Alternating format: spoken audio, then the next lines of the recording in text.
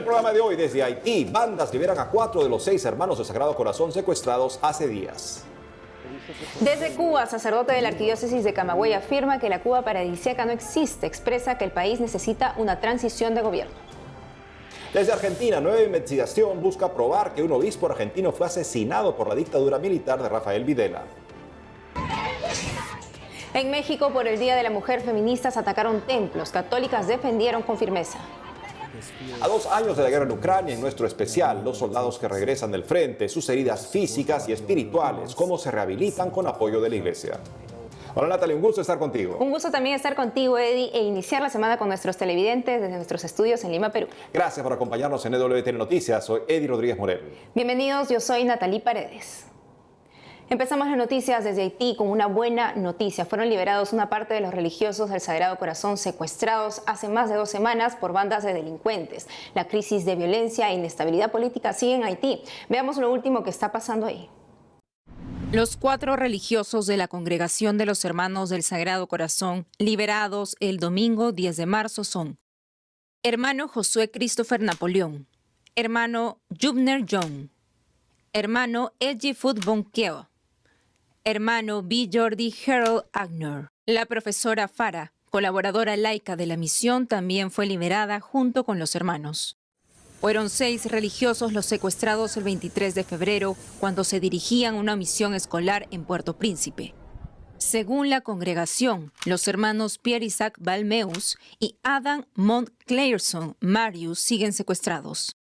En un comunicado pidieron seguir orando por los hermanos secuestrados y por el pueblo de Haití.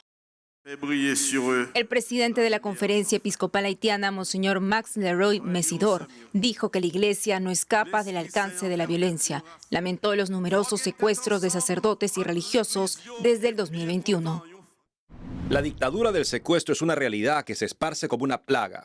A pesar de los peligros, esta realidad hay que combatirla. La iglesia seguirá firme en su misión. El centro de Puerto Príncipe sigue siendo una batalla entre pandillas, mientras las familias huyen aterrorizadas de la ciudad. Según Associated Press, los refugios están desbordados con más de 300.000 personas que dejaron sus hogares y otras 15.000 desplazadas desde que comenzaron los ataques. La crisis ha paralizado la economía. Soy madre de 6 hijos y tengo que alimentarlos todos los días, darles comida y agua, pero desde que tuve que salir de casa me quedo aquí sentada sin nada que cocinar. La vida es muy mala. Tengo a los niños en mis brazos, pero no tengo nada que darles. Incluso cuando podemos recibir 50 o 30 dólares estadounidenses de nuestras familias, no podemos conseguirlos. Todas las oficinas están cerradas, nada funciona, así que no hay comida ni agua.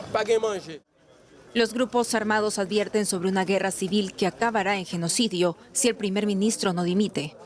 El primer ministro Ariel Henry está en Puerto Rico desde el martes pasado. El secretario de Estado de los Estados Unidos le pide que acelere un cambio de gobierno para acabar con la crisis. Desde el Vaticano este domingo, luego del Ángelus, el Papa Francisco se involucró con la crisis de Haití. Escuchemos. Sigo con preocupación y dolor la grave crisis que está afectando a Haití, los violentos episodios de los últimos días. Estoy cerca de la iglesia y del querido pueblo de Haití, que desde hace años está sufriendo mucho. Invito a rezar por intercesión de la Virgen del Socorro, para que cese toda suerte de violencia y puedan todos dar una contribución para la paz y la reconciliación en este país, con la ayuda renovada de la comunidad internacional. Nuestro corresponsal en Cuba, Rachel Díez, se encuentra en Camagüey, región del centro del país. Allí conoció en persona a uno de los más importantes defensores de la libertad religiosa en la isla. Hoy ofrecemos la primera parte de esta entrevista con el padre Alberto Reyes, sacerdote diocesano que ha ganado amigos y enemigos por contar la realidad de su país. Esmeralda es un pueblo distante de la geografía de Camagüey que alguna vez fue floreciente. Hoy su realidad es la de muchos pueblos en Cuba, alcanzados por la tristeza, la migración y las carencias. Aquí vive el sacerdote cubano Alberto Reyes Pías, quien desde que comenzó su ministerio ha pasado por zonas periféricas muy pobres con fieles dispuestos al servicio. Reyes es una voz crítica frente a la miseria y los mecanismos de represión del Estado, porque los ha sufrido en sí mismo y en las vidas de mucha gente. Yo crecí en la iglesia. Nunca pensé ser cura. A mí hay gente que me dice que yo soy muy valiente. Eso no es verdad. Yo soy una persona miedosa. Yo creo que he aprendido a huir hacia adelante. O sea, yo creo que he aprendido a que no me secuestre el miedo. Maicí, yo vi niños durmiendo en cartones, cosa que no había visto nunca. La gente a veces me dice que por qué yo digo las cosas que digo, porque yo critico tanto el sistema en Cuba. Pero es que cuando yo veo la televisión y me venden ese mundo ideal donde todos los niños en Cuba son felices, y después en Maicí me pasa esto, y veo niños que no quieren ir a la escuela porque tienen que levantarse de madrugada, porque tienen que caminar 5 kilómetros para ir a la escuela. No puedo. Sobre la Cuba actual y lo que llevó al levantamiento del 11 de julio de 2021, nos cuenta. Es una Cuba que pasa hambre y eso es una realidad. La gente pasa hambre. O sea, esa Cuba paradisíaca de la televisión y de la propaganda internacional no existe.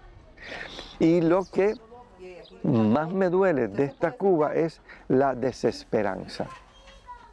Es decir, la gente siente que no puede hacer nada, la gente siente que está maniatada, la gente tiene mucho miedo, también porque las veces en que este pueblo se ha levantado para decir quiero libertad, quiero otro sistema, los han callado a golpes y a cárcel. El 11 de julio yo creo que fue la gran voz de este pueblo. No queremos este sistema. Este proceso llamado Revolución Cubana, no lo queremos, no lo queremos. En el 59 el pueblo cubano lo apoyó porque tenía una esperanza y porque fue engañado, porque Fidel Castro se presentó como demócrata popular y como aquel que iba a restaurar la democracia, porque vivíamos en dictadura, y que iba a restaurar la Constitución del 40. Eso fue lo que prometió. Y de hecho dijo más de una vez, yo no soy comunista. Engañó a este pueblo. Y yo creo que eso hay que decirlo, y hay que decirlo claramente. Fuimos engañados. Y se instauró en este país una dictadura que fue una cárcel que dura hasta hoy. El 11 de julio fue la gran voz de este pueblo de decir, yo no quiero esto, vete. Y el gobierno lo sabe. Por eso las calles llenas de policías, por eso todo lo que pasó el 15 de noviembre, que el país amaneció militarizado. Cuando este pueblo dijo, pues vamos a salir pacíficamente, las calles amanecieron militarizadas. Si tan seguro estás de que este pueblo te ama, ¿por qué no lo dejas expresarse públicamente? Déjennos ser un pueblo libre y déjennos ser un pueblo próspero, porque no hay derecho a mantener a este pueblo en la miseria en que está y en la falta de horizontes en que está. El padre Alberto Reyes pertenece a un grupo de sacerdotes y religiosas que han señalado sin miedo los sufrimientos del pueblo y que cada cierto tiempo son acosados, interrogados o amenazados. En su caso personal, ha sido objeto de los llamados actos de repudio, convocatorias que promueve el gobierno para señalar a alguien como enemigo público. Amenazas han habido muchas, a veces peores, a veces menos. Es que yo estoy haciendo lo que siento que tengo que hacer. Pero un acto de repudio es lo más bajo a lo que se puede llevar una sociedad, que es convocar un grupo de personas para que vayan frente a tu casa y te griten, te ofendan, en algunos casos te tiren piedras, palos. En los 80 tiraban huevos, ahora no, porque no hay ni para comer.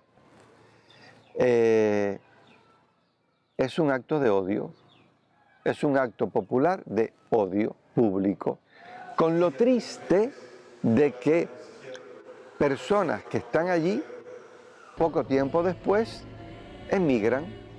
El momento en el que el Señor le dice al Padre, perdónalos porque no saben lo que hacen, yo creo que eso se sigue cumpliendo, ¿no? Me da tristeza, ¿no? Porque yo digo, qué triste que esta gente, en vez de estar defendiendo su libertad, estén haciéndole el juego al opresor. Porque las mismas personas que te hacen un acto de repudio, después cuando tú traes medicamentos, pues vienen a pedirte medicamentos. O cuando su abuelita necesita un pamper, vienen a pedirte pamper. Yo siempre digo esto, por eso el comunismo no va a sobrevivir y por eso la Iglesia va a permanecer. Es un verdadero reto vivir en un lugar tan apartado como Esmeralda, un reto también sostener la fe en medio de las carencias, pero en este panorama, personas como el padre Alberto Reyes anhelan un pueblo que acepte a Dios y se lance por caminos de prosperidad y paz. En Camagüey, Cuba, Rachel Díez, EWTN Noticias. En Argentina se reabre un juicio en busca de la verdad sobre las causas de la muerte de un obispo que ayudaba a los familiares de los desaparecidos durante la dictadura militar de Rafael Videla a fines de los años 70. Nuestro corresponsal Matías Boca informa esto y más. Una nueva investigación busca probar que el obispo Carlos Ponce de León fue asesinado por la dictadura militar. La Cámara Federal de Casación Argentina confirmó la anulación del juicio llevado a cabo en 1978 por la muerte del obispo argentino Carlos Horacio Ponce de León, fallecido en un siniestro automovilístico. De esta manera se abrirá ahora un nuevo proceso para probar que se trató de un crimen de lesa humanidad. Monseñor Ponce de León se desempeñaba como obispo de la diócesis de San Nicolás cuando, el 11 de julio de 1977, tras recibir continuas amenazas, murió en lo que en principio fue catalogado como un accidente. En el caminar diocesano, Ponce de León dejó profundas huellas por su pastoral de conjunto, por la acción social y promoción humana, y por la defensa infatigable de la fe y de los derechos humanos. Fiel a su lema episcopal, no he venido para ser servido, sino para servir, lo dio todo. Pero le tocó vivir la noche oscura de nuestra patria, y entonces fue perseguido, fue controlado, fue amenazado de muerte. Él era consciente de este peligro que corría, pero no se fue. Se jugó por todos y hasta el extremo. A 46 años de su muerte, hemos recibido una noticia que nos llena de esperanza. El pueblo merece y pide que se sepa la verdad, porque como dijo Papa Francisco, Ponce de León fue un hombre bueno que no negoció ni la verdad ni la ternura del Evangelio. Según el reciente dictamen de la Cámara de Casación, el juicio de 1978 contenía muchos vicios de procedimiento que podrían interpretarse como maniobras de encubrimiento. Por otra parte, la investigación cuenta ahora con nuevo material de prueba que se recolectó desde 2004. Se conocieron las amenazas que sufría el prelado, quien pese a ser consciente del peligro que enfrentaba, nunca dejó de apoyar a las familias de los desaparecidos y de denunciar a las autoridades militares de San Nicolás. Una novedad muy significativa de la nueva investigación es la pericia accidentológica realizada con un avanzado sistema informático. Allí se intentó reproducir el choque, según los dichos de los imputados, y se demostró que lo relatado era mecánicamente imposible. La causa ingresa ahora en una fase decisiva. Los pasos a seguir incluyen la declaración indagatoria a los acusados que aún viven y desarrollar luego el correspondiente juicio oral. Entre otra información, Monseñor Ernesto Giovando presentó su libro sobre la primera santa argentina. Mamantula. En la Santa Casa de Ejercicios Espirituales que fundara María Antonia de Paz y Figueroa en Buenos Aires en 1795, la editorial claretiana presentó Con Corazón de Madre, Coloquios con Mamantula, un libro para conocer más a la laica consagrada argentina, recientemente canonizada por el Papa Francisco. Dicho ejemplar permite conectar al lector con la esencia de la primera santa mujer. Nos invita a descubrir la importancia de los vínculos, el encuentro con el prójimo, del diálogo y de la comunión espiritual.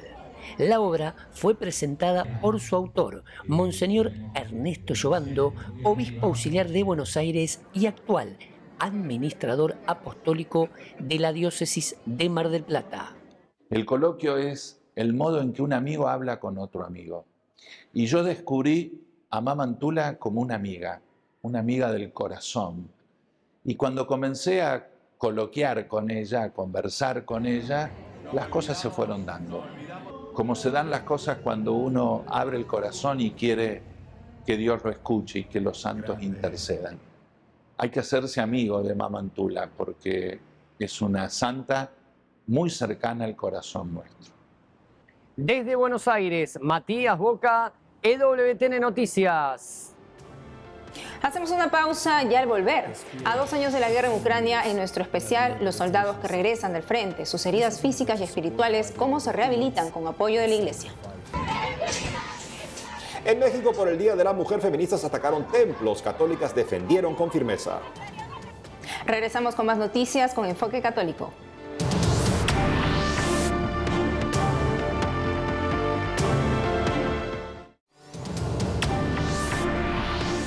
El Vaticano dijo el sábado que el Papa Francisco no quiso sugerir que Ucrania debería rendirse ante Rusia cuando se refirió al valor de la bandera blanca en una entrevista televisiva, Informa Así Prensa. El vocero del Vaticano aclaró que el Papa estaba pidiendo un alto al fuego y negociaciones. Y ahora le contamos que a 2 años de la guerra en Ucrania, WTN visitó el país para descubrir cómo está la gente, el impacto psicológico y en la fe ante las pérdidas. Esta vez Colm Flynn nos presenta a los soldados que regresan del frente, sus heridas físicas y espirituales, cómo se rehabilitan con el apoyo de la Iglesia.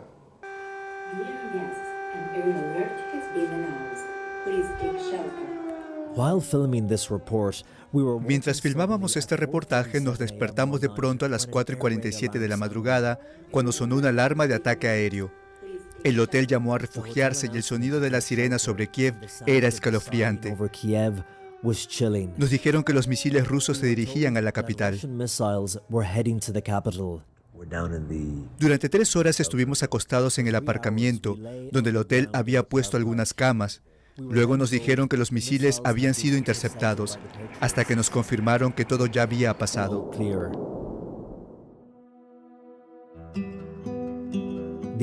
El estado de alerta y la falta de sueño nos hacían sentir cansados, asustados y ansiosos. Pero esto no es nada, comparado con el hecho de que los ucranianos han estado viviendo con este miedo durante 2 años. El número de muertos de esta guerra es inmenso. No hay cifras oficiales de los fallecidos, pero el gobierno de los Estados Unidos estima que hasta ahora hay alrededor de 500,000 soldados muertos de ambos ejércitos. Y por parte de los que regresan del frente, muchos están gravemente heridos. A las afueras de la ciudad de Lviv, al oeste de Ucrania, está el centro de rehabilitación Halicheuna. Es otra entidad que tiene el apoyo de la Orden de Malta. Dentro de los pasillos, jóvenes sin brazos o sin piernas. Cada uno tiene una historia que contar, como Iván Makrovetsky, maestro de escuela antes de ser entrenado durante 2 meses y luego enviado a luchar. Estuve en primera línea durante 11 meses. Antes de eso solo había leído sobre estas cosas en libros. La guerra para mí solo estaba en los libros. ¿Qué pasó? Cuéntame sobre ese momento que te llevó a estar en este hospital. La mina terrestre aterrizó justo al lado de mi pierna y explotó. Me provocó numerosas heridas. Mis tímpanos explotaron. Quedé herido en la cabeza. E inmediatamente me di cuenta de que había perdido una pierna. Tan pronto como recuperé la conciencia, me arrastré fuera de la trinchera y traté de ponerme de pie, pero perdí el equilibrio y caí.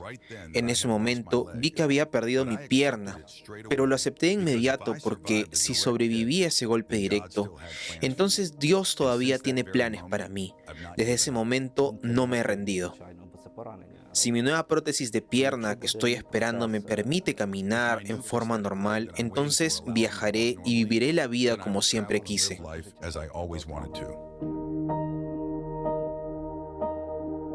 Hari Joridunas es el director de este centro de rehabilitación. Él y su equipo tratan de atender a la gran cantidad de hombres que acuden a ellos desesperados por ayuda. ¿En qué estado psicológico regresa la gente del frente? Bueno, en algunos se notan los efectos de la guerra de forma muy visible y en otros está más oculto. Hay quienes vienen aquí con una lesión leve y sus familias siguen vivas y pueden volver con ellos. Es más fácil para ellos sobrellevar la situación. Pero luego están los que perdieron sus propiedades en el este, perdieron a sus familias, perdieron sus extremidades inferiores y superiores. ¿Te imaginas el estado psicológico de estas personas? Están completamente perdidos. ¿Es lo más difícil del trabajo tratar de rehabilitar a una persona totalmente desmoralizada? Es un proceso largo. Se necesitan años para rehabilitar a una persona y devolverla al estado original en que se encontraba antes de quedar herida. Es por eso que hemos estado mirando en el extranjero cómo se abordan estos temas, adoptando los conocimientos y la experiencia de otros países cuando se trata de personas que han luchado en la guerra.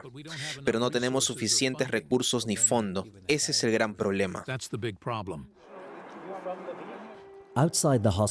Fuera del hospital está Natalia Servina, una de las psicólogas patrocinadas por la Orden de Malta, especializada en trabajar con soldados que fueron capturados y torturados. Los exsoldados que fueron torturados y que han podido regresar, ¿cuál es su condición? Bueno, esta guerra es brutal y me he encontrado con historias de abuso físico, golpizas, tortura con corriente eléctrica. Incluso encontré la historia de una persona a la que despellejaron viva como a un animal. Y la gente me pregunta, ¿cómo puedo soportar escuchar casos como estos? Y es porque las personas que acuden a mí en busca de ayuda, a pesar de haber experimentado y presenciado estas cosas horribles, encuentran la fuerza para salir adelante. He escuchado historias increíbles de resistencia, incluso de aquellos que fueron torturados u obligados a ver a otra persona ser torturada tan brutalmente. En otras noticias, en México, las manifestaciones por el Día Internacional de la Mujer el último 8 de marzo dejaron destrozos contra iglesias católicas por parte de violentos grupos feministas. ¿Cómo debe responder un católico ante este tipo de ataques? Se lo contamos en la siguiente nota. En el Día Internacional de la Mujer, violentas feministas tumbaron las vallas que protegían la Catedral Metropolitana de México y encendieron fogatas alrededor. Otras agredieron una estatua de San Juan Pablo II en la Catedral de Durango, mientras que en la Catedral de Puebla, tanto el muro exterior del templo como sus paredes fueron vandalizadas. En Oaxaca, al sur, el muro instalado para proteger la catedral fue derribado. Las paredes del templo fueron pintadas con lemas como "Viva la lucha feminista", "Pedófilos" y "Violadores". Ante las agresiones, los católicos formaron un cerco humano para proteger la Catedral de Aguascalientes. Llevaban mensajes como "Mujer, Dios te ama", "Dios nunca falla" y "Mujer, naciste con un propósito divino". En la ciudad de León, los católicos se mantuvieron firmes y respetuosos ante los gritos y reclamos de las feministas que tiraron huevos a la fachada de la catedral.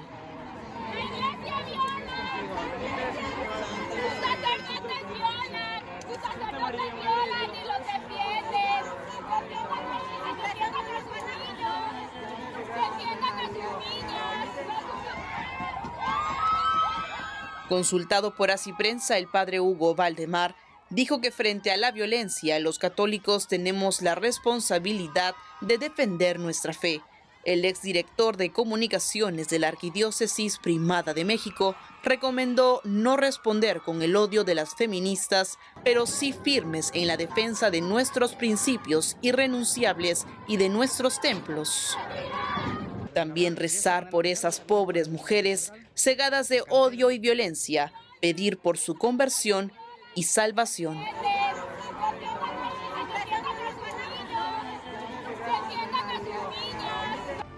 En EWTN Noticias nos despedimos con este homenaje a las mujeres, en esta ocasión a la reina Isabel la Católica, cuya causa de canonización avanza y hay que alentar. La Asociación Católica de Propagandistas de España lanzó una campaña en la que propone a la soberana como modelo de mujer para nuestro tiempo. Veamos por qué. Hasta mañana. En el cole de Lu llevan toda la semana preparando el 8M. Mirad lo que le dicen. Lucía, ¿qué te han enseñado en el cole? ¿Qué es eso que llevas? Nos han hablado de las mujeres. ¿De todas? ¿Y eso? Pues no sé, nos han dicho que tenemos que empoderarnos. Ah, puede que como Isabel la Católica, que llegó a ser reina. Encima recuperó Granada y terminó la Reconquista.